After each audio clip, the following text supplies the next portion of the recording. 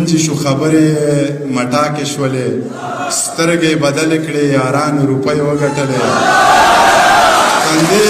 گونجی شو خبرې مټاکې شولې سترګې بدلې کړې یارانو روپۍ وګټلې او موږ د واړه واړه کورونه په چندو جوړوو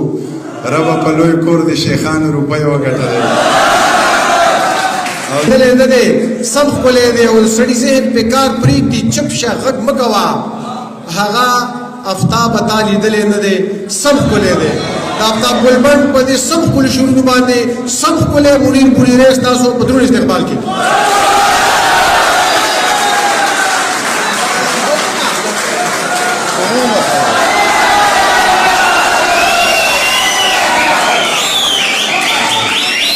خیاره د ټولو نه مخکې خو اوتر صاحب ته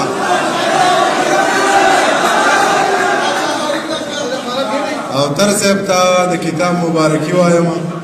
الله دې وکړي چې دغه کتاب د پښتنو په ښه راشي هغه پښتانه ترې زده کړي او الله دې وکړي چې په دې کې دومره صحیح چې موږ ترې زده کړو اباسین صاحب ناست دی د اباسین صاحب د مخې خبرې کول یا شعر ویل دا ډېر زیات ګران کار دی ولې چې دا خلک په هر څه پوهېږي او د هر څه نه خبر دی زه اکثر خلکو ته وایم چې اباسین په کوم پروګرام کې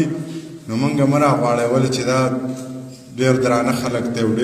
ډېر څه یې لوستلي دي او ډېر څه یې لیدلي دي نو موږ مه راغواړئ چې پروګرام هم نه پیکه کېږي نو اباسین صاحب ناست دی د هغه د مخې شعر ویل یا خبرې کول دا ماته ډېر ګران کار ښکاري که تاسو یې ویلی شئ کولی شئ خو زه نشم کولی خو بیا هم کوشش کوم چې څه شعرونه درته ووایم یو دوه درې نور تازه شعرونه درته وایم چې ملکڼ هوا چې وخوري نو ښایسته شي سړی چې د کونړ د سیند اوبه وڅکي نشه شي سړی ملکڼ هوا چې وخوري نو ښایسته شي سړی چې د کونړ د سیند اوبه وڅکي نشه شي سړی ته لر کې ما لرې او زه په بر کې تا لرمه د پېښور او د کابل به څه میلمه شي سړی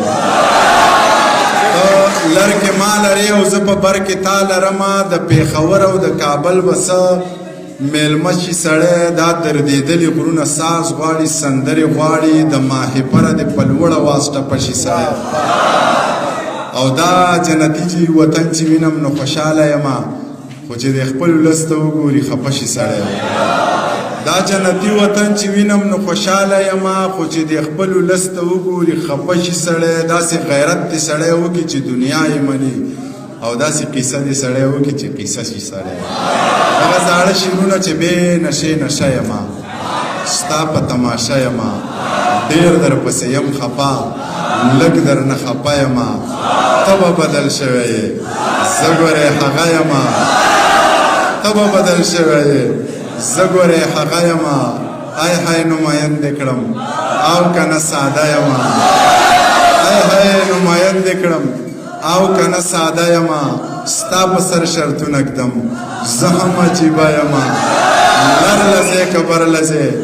زه به در سره یمه سوال مینت مه کوه ریباره چاته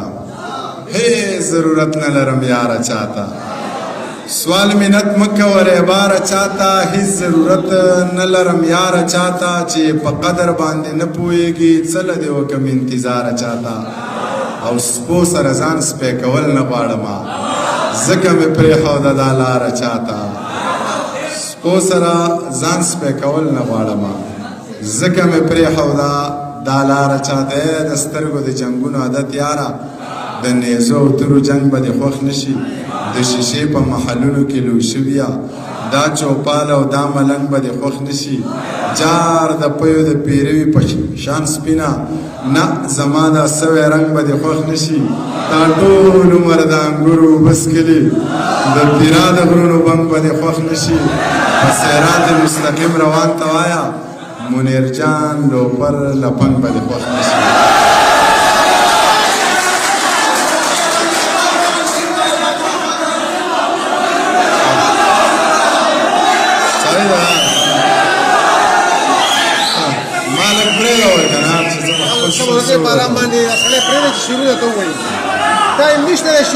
زار شم لتانه یاره ویښ کېنه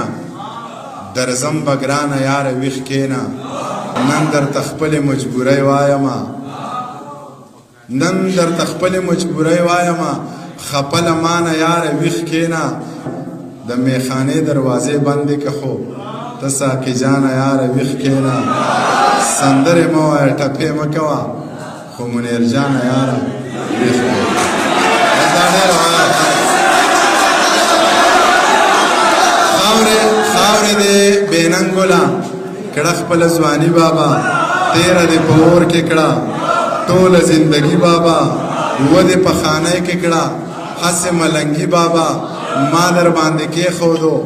نوم د لیوني بابا پس له یو غني ذاته دوه غنیان مې ډېر خوښ دي یو د اشنغر غني او بل اشرف غني بابا.